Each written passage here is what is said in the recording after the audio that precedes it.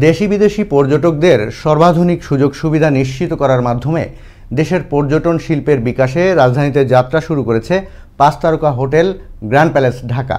বৃহস্পতিবার সন্ধ্যায় রাজধানীর কাকরাইলে জমকালো আয়োজনের মধ্য দিয়ে হোটেলটির শুভ উদ্বোধন করেন এসএ গ্রুপ অব কোম্পানিজের ব্যবস্থাপনা পরিচালক সালাউদ্দিন আহমেদ।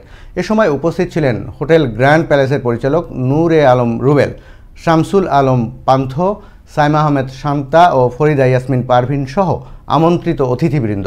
অনুষ্ঠানে এসএ গ্রুপ অব কোম্পানিজের ব্যবস্থাপনা পরিচালক সালাউদ্দিন আহমেদ বলেন, বেসরকারি উদ্যোগে এসএ গ্রুপ অব কোম্পানিজ পরিচালিত 5 স্টার চেইনের তৃতীয় বিলাসবহুল হোটেল এটি।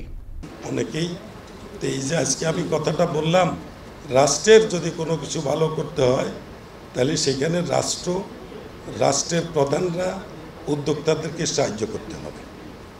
আজকে আমি যে হোটেলটি এখানে করেছি, এখানে আন্তর্জাতিক মান সম্পন্ন করে এমন কোনো জিনিস এখানে নেই যে একটার ঘাটতি আছে। প্রত্যেকটা জিনিস আপনার সঠিকভাবে আমরা এখানে সুই সুতার থেকে শুরু করে এমন কিছু নাই যে এখানে পাবেন না।